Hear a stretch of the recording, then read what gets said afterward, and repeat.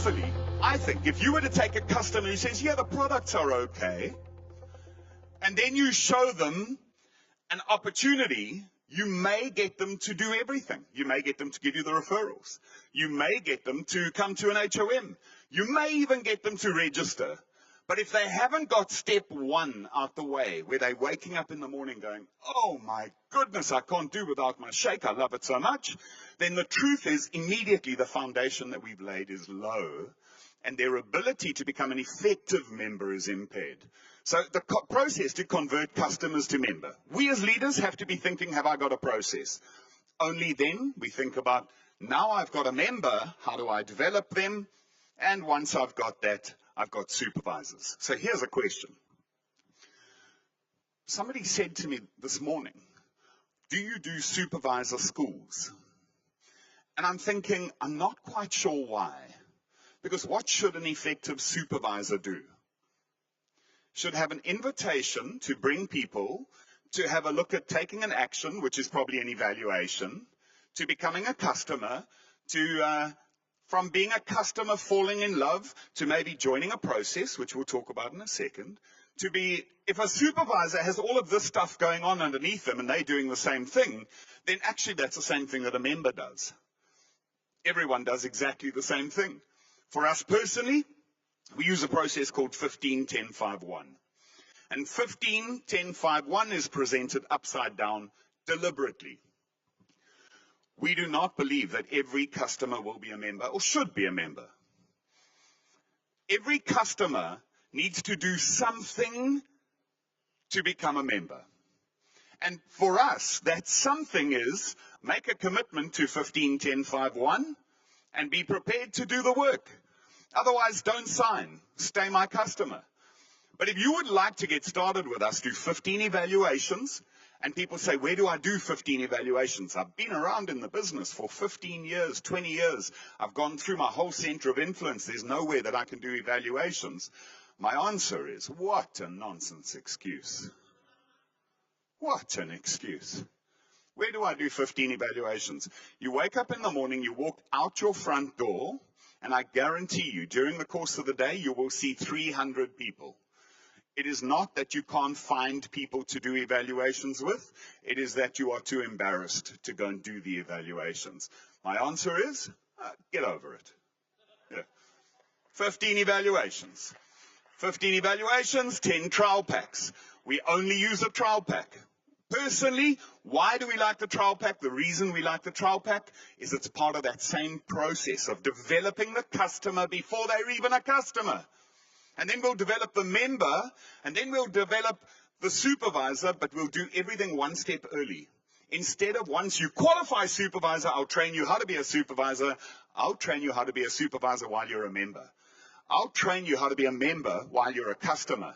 I'll train you how to be a customer while you're a prospect. We've taken everything one step back. And what's really simple about this now, because it's so simple, it's 15-10-5-1, all we have to do is have a support system that supports that. Have I got structures to educate, inspire, support, love, nurture? I get flavors of shake going. Have I got customer support groups? Have I got a way to convert members to customers? Maybe you use HOMs. Maybe use the ambassador program. Maybe you, I don't know what you do. But find the solution that works for you. We have an example of many of our people who just have trainings, you know, normal distributor trainings, where we have our distributor trainings, and what they say is all customers are free and welcome to come to any distributor training. And we will not do a presentation to you. We will not talk to you as though you are somebody who should look at our business. We will talk to each other as distributors the way we talk to each other. You're welcome to watch, and if you like it, join. If you don't like it, then stay as a customer. It doesn't matter what your solution is. What is important is that you find a solution. Only then you go into member activation program and ask yourself a question. Have I got support systems? Once I got support systems, now you can put a leadership training support system together. So now we start to measure the same thing. You as leaders, you should know your numbers. Are customers really alive in your business? or is it promoted volume? How do you know? You go into BizWorks and you pull a report. And how many people in my business did 500 personally purchased volume? But don't get too excited by it. Because the amount of people who did 500 personally purchased volume is going to be up here. And you're going to go, yes, everyone's got customers. Now pull a second report that says how many people did 500 personally purchased volume 3 months in a row. And get your calming tablets ready.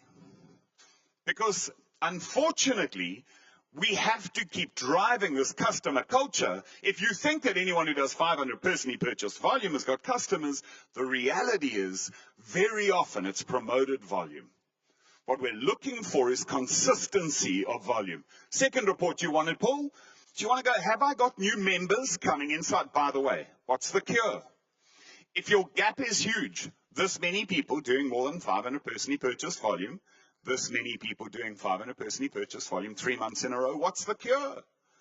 The cure is to come all the way back to the beginning of the process, which is a customer culture, which means fall in love with the shakes, which means developing 5 to 7 customers at our local training systems, at our local support systems. We're going to talk about recognition in a second. Are we really teaching how to get customers, or are we teaching how to get volume? Are we really saying, here's how you get 5 to 7 customers? Or are we saying 500 volume points and you'll get a NutriBullet, a great blender? Are we more concerned about the customers or more concerned about the volume? So let's go on. The second thing that you're going to measure is converting customers. For us personally, you just have to have a benchmark. For us, every time somebody does 500 personally purchased volume, it should represent 5 to 7 customers in an ideal world. And if 5 to 7 customers is happening, we want to know that they're managing to convert one of those to become a member over a trend. It's not, I see that you did 5 to 7 customers last month and you haven't got a member. It's over a period of time. It's over 4 or 5 months. Am I seeing the trend? Then there's member development. Once I've measured that, I know that the cure is my team might need some help and some assistance and some structures to help them convert. Now I want to know, how many new supervisors am I creating? Now this, for me, is the most critical piece, because it's not about my royalty and it's not about your royalty. It's actually about a brand new supervisor's ability to get to World Team or Active World Team. And the truth is, if we don't design something that helps our brand new supervisor create supervisors, then we're holding him or her back from getting to World Team and getting to Active World Team. We need to be designing this with them in mind, not with us in mind. Our royalties will be a consequence of designing structures that help members improve and help supervisors grow a business. So then the final one we measure is the number of supervisors and the average volume per supervisor. It's funny. 23 years in the business, and for 20 years, all I cared about was supervisor volume. I'd pull a report and go, yeah, my supervisors are unbelievable. Bad, good. Truth is, I never pull a supervisor volume report anymore. I pull a linear view report on BizWorks every single time, because I'm not interested in the volume. Let me show you. Here's a great example. Here's a World Team member in our organization. He had me permission to share it, but I'm not going to give his name. A couple of months ago, he decided to get Member Activation Program alive. And in theory, August, September, October, this is now, by the way, this is literally now, this is ended in October. In theory, does it look like he's got Member Activation Program alive? Heck yeah, in theory. I pull a report that any time it's over 520 points, it turns red. Every time it's under 520 points, it stays yellow. Because for me, that's a warning. How likely is it that somebody's really got customers and is doing a consumption-based business, and they come in at 501, 504, 511? What does that mean? I've got my customers, it's the 16th of the month. That's it, thank you very much, I'm stopping. That's bought volume. That is a supervisor going to his downline and saying, 500 volume points 3 months in a row and you're going to get a NutriBullet. Immediately, I pull that report and I go, this is not member activation program. This is 1980 promotion volume, and we don't want to do 1980 promotion volume. We don't promote volume. It's customers behind the volume. However, a couple of years ago, every month he does 3,000, 3,500, 4,000 points. Is it easy for us as leaders to celebrate the volume? We pull a report, I'm seeing 3,500, 4,000 volume points a month. Man, I only need 10 of those. I've got another 40,000 points, 2,000 royalties. Yeah. The truth is, that's all I'm going to ever have, because there's going to be no growth coming out of that kind of behavior. The minute I see that, we don't celebrate, we fix. We get in there and we start having discussions about getting the quality of the volume right. Customers first, people first, volume second.